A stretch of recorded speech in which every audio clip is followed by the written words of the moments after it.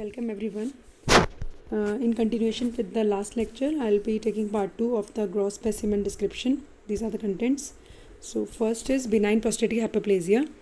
We commonly get this specimen in the exam, and we can see that this is a whole mount specimen of prostate which is cut longitudinally, and the specimen is enlarged and it is showing nodular outer surface. You can see these nodules on the outer surface, and there is a tube which is passing through the prostatic urethra. So this is a specimen of BPH, also known as nodular hyperplasia of prostate. So what are the questions that generally are asked in the viva? So prostate, normally its weight is 20 grams, while in BPH the prostate enlarges in size and the weight is about 60 to 100 grams. The zone that is involved in BPH is the periurethral transitional zone, while in prostatic adenocarcinoma the posterior zone is involved, and that is the reason why in the PR examination we can detect the carcinoma of prostate early, because it is involving the posterior zone. Now the pathogenesis of BPH. So BPH occurs in a elderly age group in more than 50 years. It is a part of aging, and the hormone that is responsible for the growth of glandular and stromal component of prostate is dihydrotestosterone. It is made from testosterone by the action of enzyme 5-alpha reductase, and this enzyme is present in the stromal cells of prostate. So by the action of DHT acts on the receptors which are present on the stromal cells as well as the epithelial cells, and it causes the increased proliferation of the epithelial and stromal cells and also decreases the apoptosis. So in that way the prostate enlarges in size. Then they ask about the microscopy. So in microscopy there is the proliferation of the glandular component and the stromal component. So the glands will proliferate and there will be secretion inside the glands, and they asked what's the name of those secretions. So that is corpora amylaceae.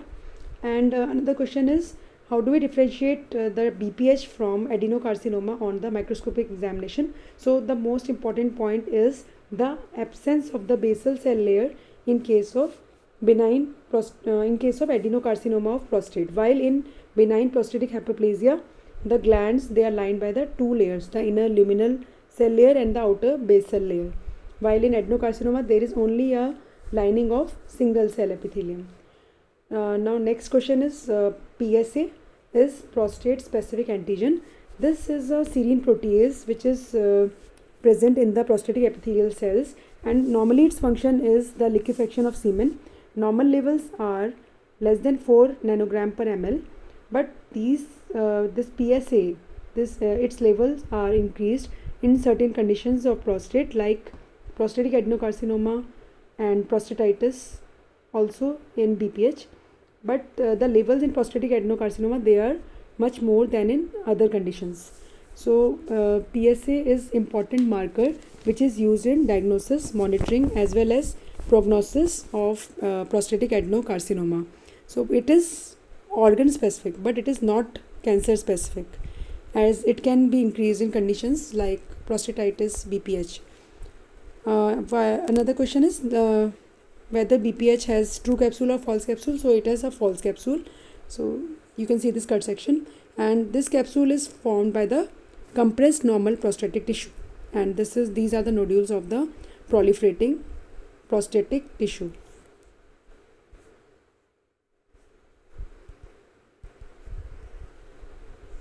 Another question that is asked in the exam is about the appearance of the cut surface in case of BPH. So there are two kind of appearances depending on which component of the prostatic tissue is showing more proliferation. So the nodules that are mostly made up of glands, they are having a yellowish pink appearance and they exude a milky fluid which is rich in the prostatic secretions, while the nodules in which there is mostly the proliferation of the prostatic stroma, so they are pale grey and tough in appearance. So this was all about BPH. The next specimen is seminoma testis. So this is a specimen of testis. The testis is enlarged and the cut section is showing this tumor which is homogeneous in appearance.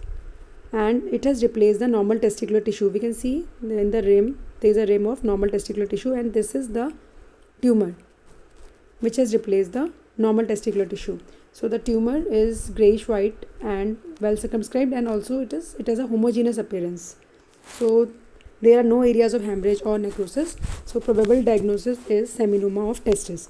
So a question which is asked in the viva is the testicular tumors which show hemorrhage and necrosis on cut section.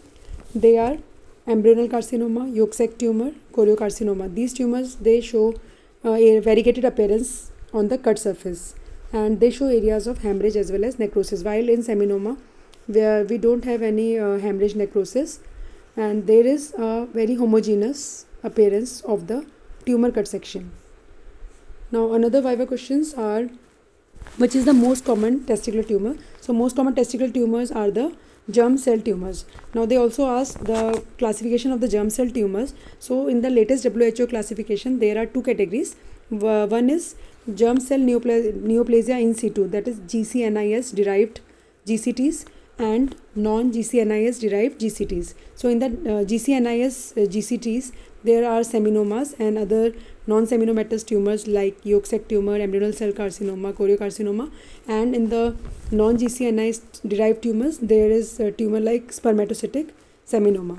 Now next question is seminoma. The tumor markers for seminoma, they are the markers that we measure in the serum, and their levels help us in the diagnosis, prognosis and monitoring of the testicular tumors. So for seminoma we measure the levels of LDH and placental alkaline phosphatase, and there are other tumor markers also like HCG, AFP, which are also increased in other germ cell tumors besides seminoma in case of the germ cell tumors of testis. Like HCG will be raised in case of choriocarcinoma of testis, while AFP levels will be raised in case of yolk sac tumor of testis. Now next question is counterpart tumor of seminoma in ovary. It is commonly asked. So it is dysgeminoma. So dysgeminoma of ovary is counterpart of seminoma of the testis, because they both have the same origin. And in the microscopy of both these tumors is also the same, and there is presence of polyhedral cells with centrally placed nucleus and clear cytoplasm, and there are lobules of such cells which are separated by the fibrous septa. And important point is that the fibrous septa has infiltration by the lymphocytes. So this is again an important viva question. Now most common extra testicular germ cell tumor is again seminoma, and extra testicular germ cell tumors are the germ cell tumors which are located at a site other than testis, and common sites are mediastinum, retroperitoneum, coccygeal region, and they are generally seen in the midline locations. So these are the viva questions that are generally asked when they show you any testicular tumor. Now next specimen is cirrhosis of liver. So you can see a specimen of liver which is having a nodular outer surface, and multiple nodules can be seen, and this characteristic appearance is known as the hobnail appearance and seen in case of cirrhosis liver. Now cirrhosis liver has got multiple causes, and it is divided into micronodular cirrhosis and macronodular cirrhosis. So the viva question that they ask is, what is the cutoff for the size? So that if the nodules they are less than 3 mm in size, then it is called micronodular cirrhosis, and most common cause is alcoholic liver disease, while macronodular cirrhosis is called when the nodular size is more than 3 mm, and the cause of macronodular cirrhosis is post-necrotic cirrhosis. Next question is the spectrum of alcohol induced liver diseases. So alcohol can cause a variety of changes in the liver, like alcoholic fatty liver, then alcoholic hepatitis, and finally alcoholic cirrhosis. And then what are the special stains to demonstrate fibrosis on microscopy? So certain stains like Mason, trichome, reticulin stain, they can be used to demonstrate fibrosis on microscopic. We have a look at this picture. This is from the Robbins, and this is the surface of liver. This is the hobnail appearance, and you can see multiple small nodules. This is the micronodular cirrhosis. So they can also ask the question that what is the cause for this nodularity? So it is because of the underlying fibrous scarring which is seen in case of cirrhosis that these nodules appear. And another question is what is the dose of alcohol which is detrimental for liver? So 80 grams per day is the dose, and generally it takes 10 to 15 years to develop cirrhosis. Now next specimen is that of hydatid cyst. So it is seen in the liver, and the cystic lesion is seen. Now in this specimen we can see there are membranous structures, numerous membranous structures which have a pearly white appearance, and they resemble the membrane which is seen over the boiled egg. So this is a curly membrane and pearly white in color. So this is probably the membrane of hydatid cyst. So the important questions that they ask are what the cause for hydatid cyst, so parasite Echinococcus granulosus, and how the cyst wall is formed, what are the constituents of the cyst wall. So the cyst wall innermost layer is the endocyst, in which the scoliosis are attached, and these scoliosis are also seen as the hydatid sand, and scoliosis they have hooklets. The outer to the endocyst is ectocyst, and outermost is the pericyst. So what is hydatid sand? Hydatid sand, they are the scoliosis which are attached to the endocyst in case of hydatid cyst. So these are the few questions that are asked in case of hydatid cyst. Now next specimen is that of carcinoma cervix. So here you can see there is a specimen of uterus with bilateral adnexa and cervix, and the cervix is seem to be replaced by a grayish white growth, and this growth is seen encompassing the cervix. So this is the carcinoma of cervix. So in carcinoma the appearance is grayish white and rough looking, while in case of sarcoma which are also rare in cervix, so they have a fleshy appearance. So we are calling it a carcinoma because it has a grayish white and rough look. So this is carcinoma of cervix, and the questions that they ask is what do we do to screen the carcinoma of cervix? So we do the pap smear, also known as papanicular smear, which will help us to diagnose the precancerous lesions of CA cervix at an early stage. The precancerous lesion for CA cervix is HSIL and carcinoma in situ. So LSIL is not a precancerous lesion for CA cervix because 60% of HSILs they regress on their own, and only 10% they progress to HSIL. So the precancerous lesion is mostly HSIL, high grade squamous intraepithelial lesion. Now what is the most common microscopic variant? So carcinoma cervix most commonly microscopically is seen as squamous cell carcinoma. Now again these are the various images showing carcinoma cervix. So this is a specimen of uterus with cervix and bilateral adnexa which is cut sagittally, and here we can see there is a growth. It is an exophytic growth which is seen replacing the cervix. Again this is a growth in the region of cervix. Sometimes the growth can be infiltrative. Infiltrative means this is not going outwards. This is growing inside the wall of the cervix like this in this image. So this is infiltrative growth pattern of CA cervix. So grossly we can have either fungating or exophytic growth or infiltrative masses.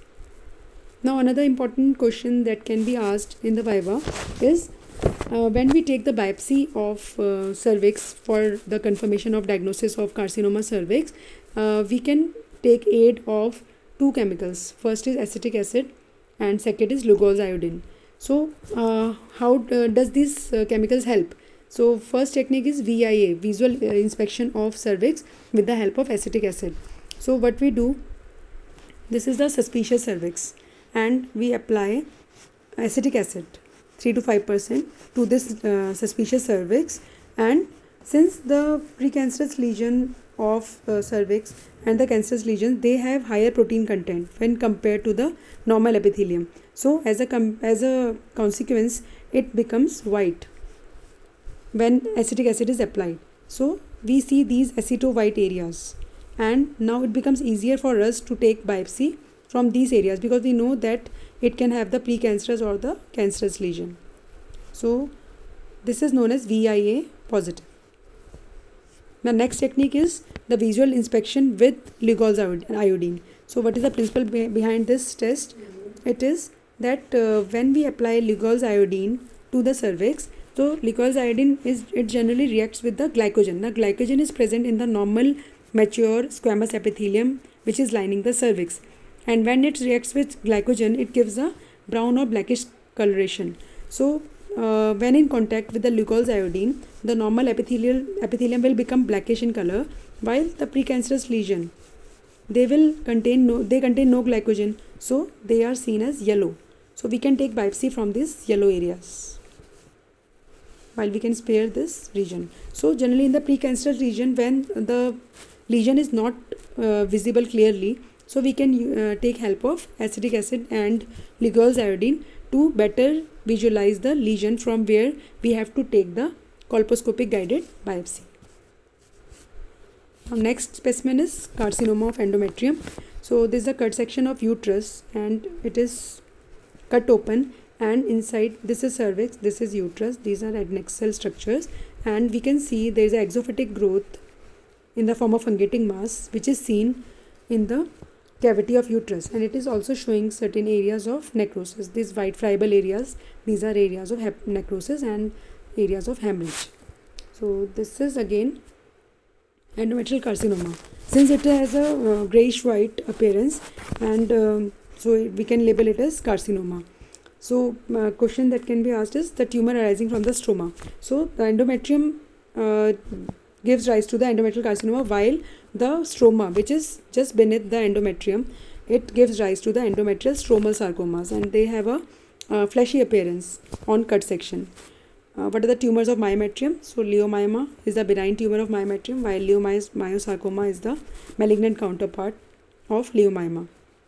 So these are the questions that can be asked with this specimen. Another thing is the carcinoma endometrium, it is of two types, type 1 and type 2. So type 1 occurs at a younger age group, while type 2 at a older age group. Both occur in the postmenopausal age, but the type 2 occur at a more older age group.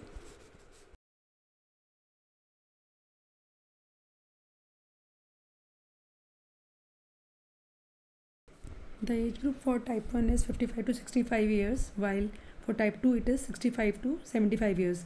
Then the type 1 endometrial carcinoma is more common, and it occurs due to hyperestrogenism.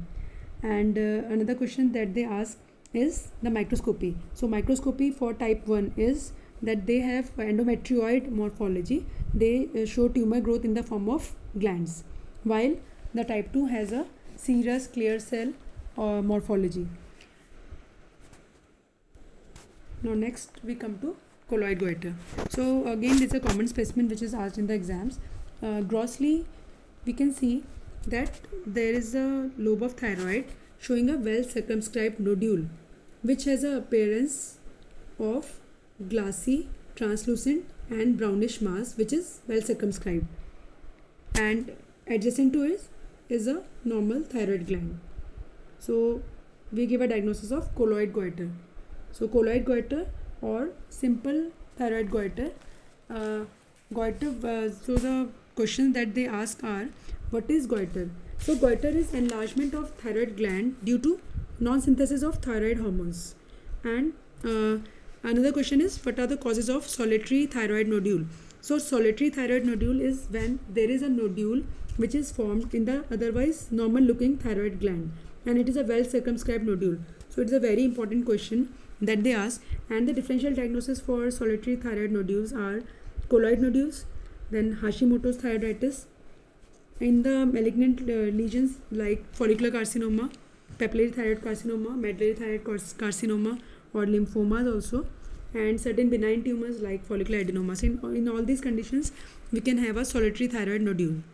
Next viva question is the goitrogens. What are goitrogens? So goitrogens, they are substances which we take in our diet that interfere with the thyroid hormone synthesis, and they can lead to goiter formation. So examples of goitrogens are the vegetables of Brassicaceae family like cabbage, cauliflower, Brussels sprouts, etc.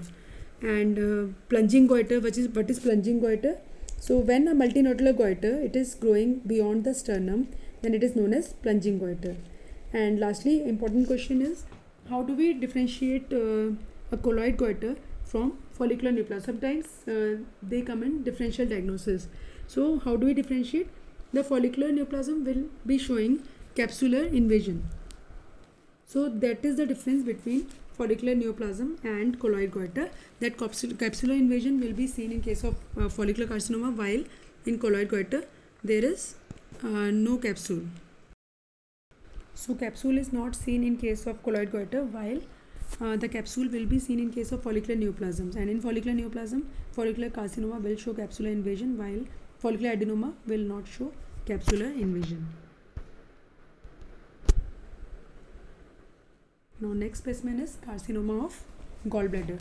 So in this specimen we can see that there is a grayish white mass. This is a mass which is seen occupying the cavity of the gallbladder. This is the gallbladder, and we can see this is the region of fundus, body and neck. It is cut open longitudinally, and inside this is the fungating mass, and we can also see presence of stones. So we very well know that gallstones, they are the risk factor for carcinoma of gallbladder. So this is a case of carcinoma gallbladder which is developed after polylithiasis. So the question, carcinoma gallbladder is the most common malignancy of the extrahepatic biliary tract. Microscopically, most commonly it is adenocarcinoma, and the risk of carcinoma involved with the gallbladder stones is about 1 to 2%. And the most common site for carcinoma gallbladder is fundus, followed by neck. Now again, this is the specimen. How to describe it? This is a specimen of gallbladder showing this is the fundus, body, neck, and it is cut open longitudinally, and it is showing a growth inside. The growth is irregular and fungating, and it is irregular, filling whole of the cavity of gallbladder. And you can also see the two stones which are present here. So this is how you describe it, and then you give a provisional diagnosis of carcinoma gallbladder. Now next specimen is the specimen of polylithiasis, showing the changes of cholecystitis. So this is a specimen of gallbladder which is again cut open longitudinally. This is the fundus, body and neck, and it is showing presence of multiple cholesterol stones which are multifaceted. And you can also notice that the wall of the gallbladder, they are thickened because of chronic inflammation. So this is chronic cholecystitis with polylithiasis. So this is a very important specimen which is generally asked in the exams. So they ask many questions on this. First is, what are the types of gallstones? So in Robbins, they have given two types of gallstones. First is cholesterol stones, and the second is pigment stones. The pigment stones, they are the calcium salts of unconjugated bilirubin, and the cholesterol stones, they are formed by the supersaturation of bile with cholesterol. And some of the examiners, they also like to hear that third type of stone, that is mixed stones. So the mixed stones, they are formed when the cholesterol stones have increased concentration of the calcium carbonate. Now the risk factors for gallstones. So for cholesterol stones, earlier we used to say that fatty, fertile, female of 40, this is a risk factor. So there are many other factors also. The age can be middle age to old age. Then females, it is more common in females. Obesity is another risk factor, and even rapid weight loss is also a risk factor for cholesterol stones. While for pigment stones, the risk factor is a chronic hemolytic disease and also infections. So the pigment stones are associated with chronic hemolysis as well as infections. So again, they ask some question that what kind of infections. So bacterial infection and also parasitic infections with parasites like liver fluke, ascaris. Then what is cholesterolosis? So cholesterolosis is a condition where the foamy macrophages, these are laden with the lipid with cholesterol, and they are seen in the mucosa of gallbladder. So this is cholesterolosis. So when there is cholesterol stones, there is bile and cholesterol. So sometimes this cholesterol is seen inside the mucosa of gallbladder epithelium, and the foamy macrophages come, they engulf that cholesterol, and it is seen in the form of cholesterolosis. Lastly, they can ask you what are the complications of gallstones. So it is chronic cholecystitis, empyema, perforation, fistula, cholangitis, and also adenocarcinoma of gallbladder.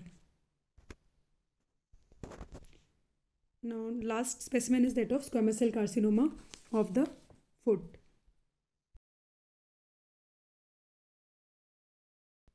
This is a specimen of foot, amputated foot, and it is showing a ulcerated growth. So this is a grayish white growth in this web space, and this is ulcerated also. There is a breach in the epidermis. So this is the diagnosis, provisional diagnosis is the squamous cell carcinoma of the skin of the foot. So the question that they ask, the what other cancers, what other growth can be seen in the skin. So the answer is squamous cell carcinoma and also basal cell carcinoma, malignant melanoma. These are the common tumors that can be arising from the skin. Then what are the risk factors for squamous cell carcinoma? So it is ultraviolet radiation, then burn, scars, chronic ulcers and inflammation. And about the gross appearance, the squamous cell carcinomas can present as ulcerated growth, and also they can present as nodular growth or as plaque also. Then another question, at what sites squamous cell carcinoma can be seen in our body? So besides the skin, it can be seen in esophagus, squamous cell carcinoma of esophagus, then squamous cell carcinoma of the cervix, squamous cell carcinoma of the anal canal, squamous cell carcinoma in the oral cavity. So wherever the squamous epithelium is present, the squamous cell carcinoma can present. So these are the references.